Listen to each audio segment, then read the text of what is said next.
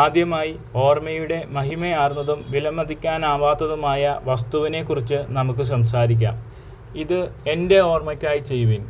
ക്രിസ്ത്യാനികൾക്ക് അവരുടെ ഓർമ്മയുടെ അലമാരിയിൽ സൂക്ഷിക്കേണ്ട അനേകം നിധികളുണ്ട്. അവർ തങ്ങളുടെ തെരഞ്ഞെടുപ്പിനെ ഓർക്കണം. ലോകസ്ഥാപനത്തിനു മുമ്പ് തന്നെ ദൈവത്താൽ തെരഞ്ഞെടുത്തവർ.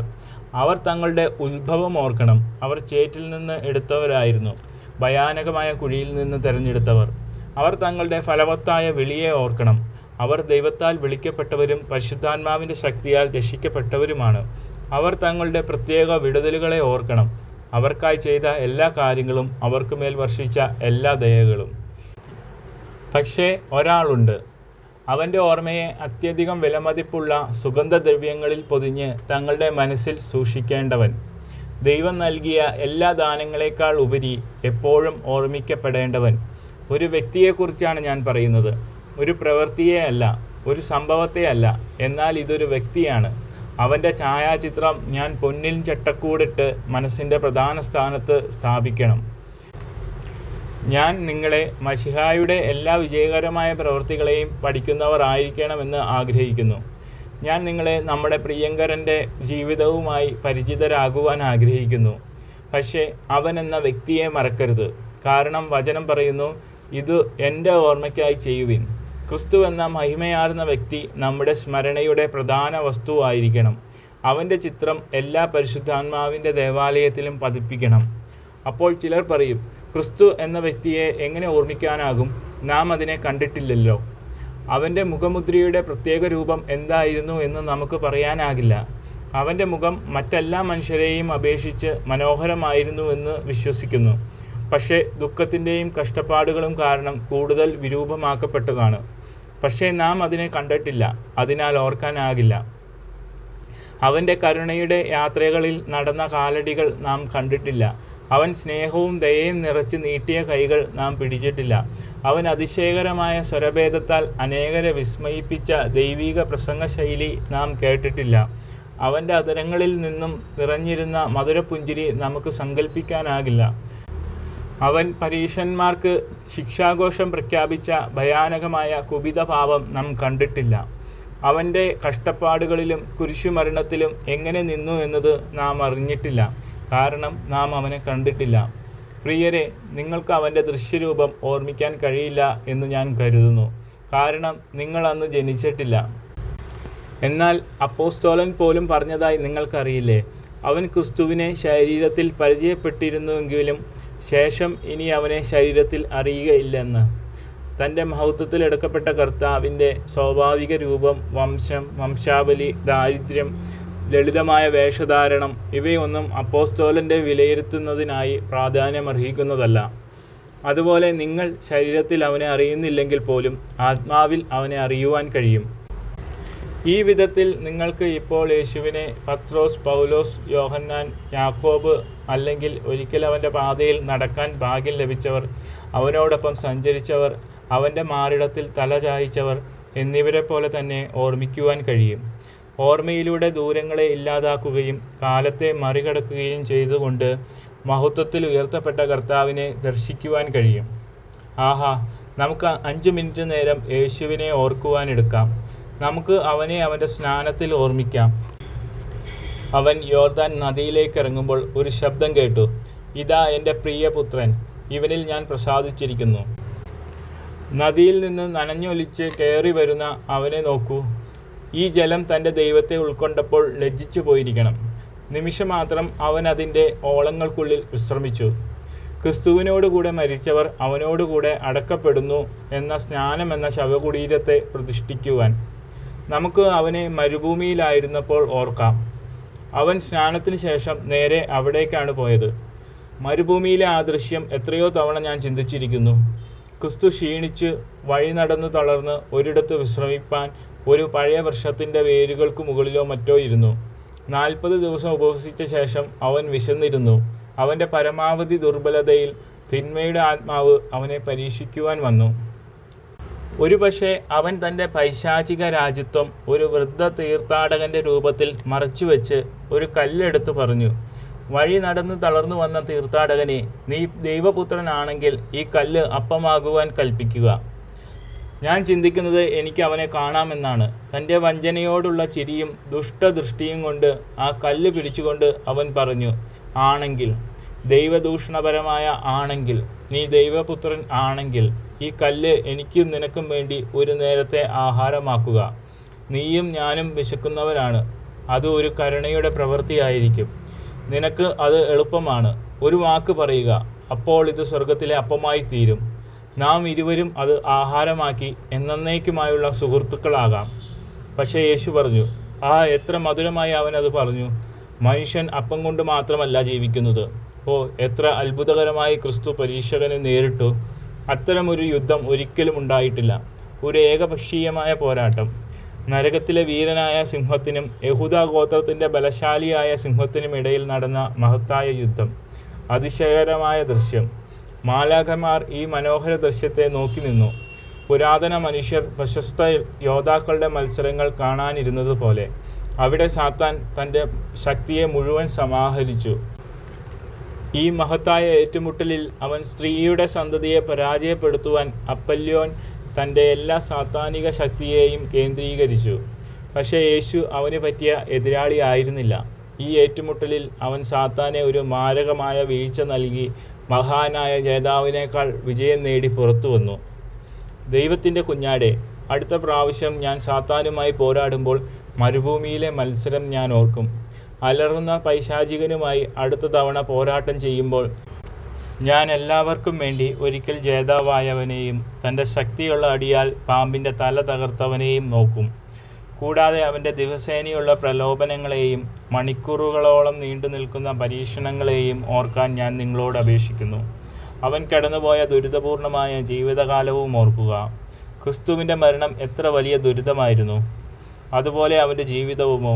ഒരു ഗീതത്തിൽ ആരംഭിച്ച അതിൻ്റെ അവസാനത്തിൽ ഒരു നിലവിളി ഉണ്ടായിരുന്നു. നിവൃത്തിയായി. അതൊരു തൊഴുത്തിൽ ആരംഭിച്ചു, ഒരു കുരിശിൽ അവസാനിച്ചു. എന്നാൽ അതിനിടയിലുണ്ടായ ദുഃഖം നിറഞ്ഞ ഇടവേള.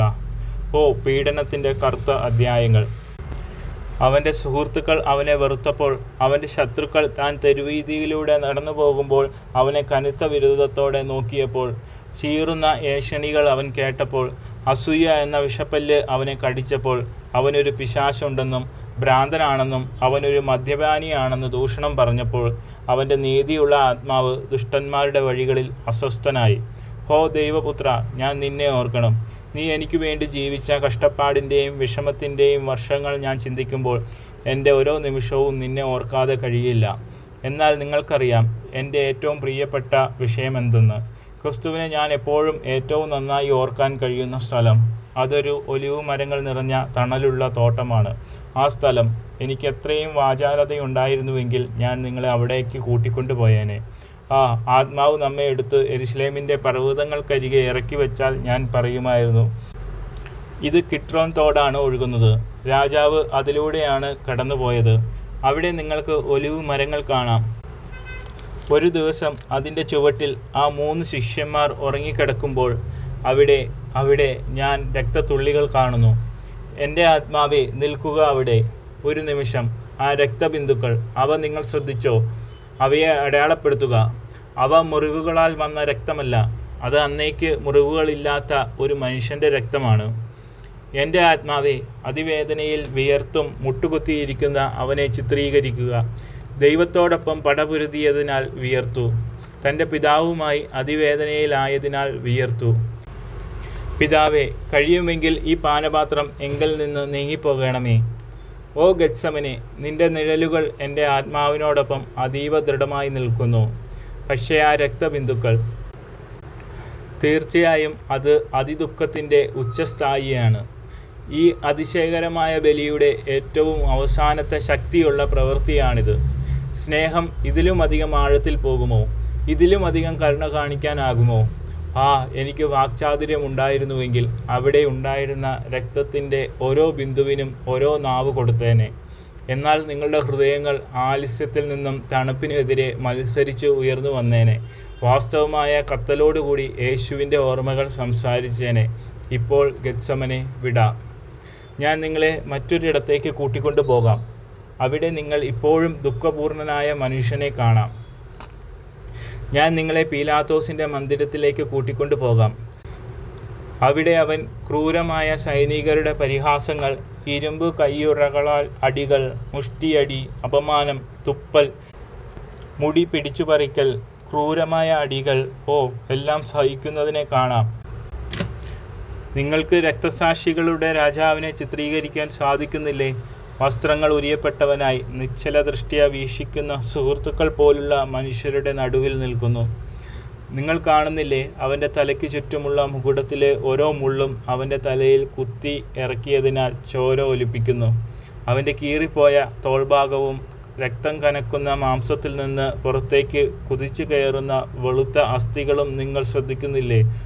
മനുഷ്യപുത്ര, ഞാൻ നിന്നെ കൊടുവാളുകളും ചമ്മട്ടിയുമൊക്കെ ഉപയോഗിച്ച് അടിച്ചതിനെ കണ്ടു. ഇനി ഞാൻ നിന്നെ എങ്ങനെ മറക്കാനാകും? എൻ്റെ ഓർമ്മ പീലാത്തോസിനേക്കാൾ വഞ്ചിക്കുന്നതായിരിക്കും. എൻ്റെ ഓർമ്മ ഇപ്പോഴും വിളിച്ചു പറയുന്നില്ലേ, ഈസ് ഹോമോ, ഇതാ മനുഷ്യൻ. ഇപ്പോൾ ദുഃഖദൃശ്യത്തിൻ്റെ അവസാന ഭാഗം കാൽവരിയുടെ കാഴ്ചയോടെ പൂർത്തിയാക്കുക. തറയ്ക്കപ്പെട്ട കൈകളും രക്തം വാർന്ന ശരീരത്തെയും ചിന്തിക്കുക. കാഠിന്യമാർന്ന സൂര്യനെയും പിന്നീടുള്ള പൂർണ്ണ അന്ധകാരത്തെയും ഓർമ്മിക്കുക. പൊള്ളുന്ന ദേഹോഷ്മാവും ഭയാനകമായ ദാഹവും ഓർക്കുക. മരണത്തിനു മുമ്പുള്ള കരച്ചിൽ ചിന്തിക്കൂ. നിവൃത്തിയായി. അതിൻ്റെ മുമ്പിലുണ്ടായ നിലവിളികളും. ഇതാണ് ഓർമ്മയുടെ ലക്ഷ്യം. നാം ക്രിസ്തുവിനെ ഒരിക്കലും മറക്കരുത്. യേശുവിനോടുള്ള സ്നേഹത്താൽ ഞാൻ നിങ്ങളോട് അപേക്ഷിക്കുന്നു. അവൻ നിങ്ങളുടെ ഓർമ്മകളിൽ പ്രധാന ഇടത്ത് നിലകൊള്ളട്ടെ. വിലമതിക്കാനാകാത്ത മുത്ത് നിങ്ങളുടെ ശ്രദ്ധയില്ലായ്മയുടെ കൈകളാൽ മറവിയുടെ കറുത്ത സമുദ്രത്തിൽ വീഴാതിരിക്കട്ടെ. ഞാൻ ഈ വിഷയത്തിൽ നിന്ന് വിടുന്നതിന് മുമ്പ് എനിക്കൊരു കാര്യം പറയാതെ കഴിയുകയില്ല. അതായത്, നിങ്ങളിൽ ചിലർ ഞാൻ പറഞ്ഞതെല്ലാം വളരെ നന്നായി മനസ്സിലാക്കുകയും ഓർമ്മിക്കുകയും ചെയ്യുന്നു. കാരണം നിങ്ങളിത് പലവട്ടം വായിക്കുകയും കേൾക്കുകയും ചെയ്തിട്ടുണ്ട്. എന്നാൽ നിങ്ങളിൽ ചിലർക്ക് ക്രിസ്തുവിനെ പറ്റി ആത്മീയമായി ഒന്നും ഓർമ്മിക്കാൻ കഴിയില്ല. കാരണം നിങ്ങൾക്ക് കർത്താവിനെ വെളിപ്പെട്ടു കിട്ടിയിട്ടില്ല. നമുക്കൊരിക്കലും അറിയാത്തതിനെ നാം ഓർമ്മിക്കാനാവില്ല. ദൈവത്തിന് സ്തോത്രം. ഞാൻ നിങ്ങളെല്ലാവരെയും കുറിച്ച് സംസാരിക്കുന്നില്ല. കാരണം ഇവിടെ കൃപയാൽ തിരഞ്ഞെടുത്തവരുടെ ഒരു നല്ല ദൈവീക ശേഷിപ്പുണ്ട്. ഞാൻ അവരോട് പറയുന്നു, എനിക്ക് നിങ്ങളോട് പറയാൻ കഴിയും, ചില പഴയ പാളയത്തിലോ വേലിയോരങ്ങളിലോ കോട്ടേജിലോ അല്ലെങ്കിൽ നിങ്ങൾ ലണ്ടനിൽ ജീവിച്ചിട്ടുണ്ടെങ്കിൽ ഏതെങ്കിലും തട്ടിൻ പുറത്തോ ഇരുണ്ട വഴിയോരത്തിലോ അല്ലെങ്കിൽ ഒരു ചാപ്പലിലോ വെച്ച് ക്രിസ്തുവിനെ ആദ്യമായി കണ്ടതിൻ്റെ ഓർമ്മ പറയാമെന്ന് നിങ്ങൾക്ക് പറയാം. ദൈവത്തിന് സ്തോത്രം. എനിക്ക് ആ സീറ്റ് ഓർക്കാനാകും. അവിടെ അവൻ എന്നെ ആദ്യമായി കണ്ടുമുട്ടി. എൻ്റെ ആത്മാവിലേക്ക് സ്നേഹത്തിൽ മന്ത്രിച്ചുകൊണ്ട് ചൊല്ലി, അവൻ എന്നെ വിലയ്ക്ക് വാങ്ങി. യേശു നിന്നെ കണ്ടുമുട്ടിയ സ്ഥലത്തെ ആ ഇടത്തെ അടയാളപ്പെടുത്തുക. അതെ, ആ സ്ഥലത്ത് ഒരു ക്ഷേത്രം പണിത് ഒരു സ്മാരകം ഉയർത്താനും ഞാൻ ആഗ്രഹിക്കുന്നു. അവിടെ യഹോവ യേശു ആദ്യമായി എൻ്റെ ആത്മാവിനോട് സംസാരിച്ചു. താൻ തന്നെ എന്നിൽ വെളിപ്പെടുത്തി. എന്നാൽ അവൻ നിങ്ങൾക്ക് ഒന്നിൽ കൂടുതൽ തവണ പ്രകാശിപ്പിച്ചു അല്ലേ? നിത്യസ്നേഹം കൊണ്ട് ഞാൻ നിന്നെ സ്നേഹിച്ചിരിക്കുന്നു എന്ന് കർത്താവ് പ്രത്യക്ഷമായി പറഞ്ഞ അനേകം സ്ഥലങ്ങൾ നിങ്ങൾക്ക് ഓർമ്മയുണ്ടാകുമല്ലേ? നിങ്ങൾക്ക് ഇതൊക്കെ ഓർക്കാൻ കഴിയുന്നില്ലെങ്കിൽ പക്ഷേ ചിലർക്ക് ഇത് കഴിയും. എനിക്കുറപ്പാണ്. ഞാൻ പറയുമ്പോൾ അവർക്ക് മനസ്സിലാകും. ക്രിസ്തുവിൻ്റെ ഓർമ്മയ്ക്കായി ഇത് ചെയ്യുക. അവൻ്റെ സ്നേഹപരവശപരമായ എല്ലാ സന്ദർശനങ്ങളുടെയും അവൻ്റെ സ്നേഹമധുരമായ വാക്കുകളുടെയും നിങ്ങളോടുള്ള അവൻ്റെ ആകർഷകമായ പുഞ്ചിരിയുടെയും നിങ്ങളുടെ ആത്മാവിനോട് അവൻ പറഞ്ഞതും മനസ്സിലാക്കിയതും എല്ലാം ഓർക്കുക. ഇന്ന് രാത്രി എല്ലാം ഓർക്കുക. നിങ്ങളുടെ ഓർമ്മയ്ക്ക് കഴിയുമെങ്കിൽ എല്ലാ കൃപകളെയും കൂട്ടി ഒരുമിപ്പിക്കുക. എൻ മനമേ, കർത്താവിനെ വാഴ്ത്തുക. അവൻ്റെ ഉപകാരങ്ങളൊന്നും മറക്കരുത്.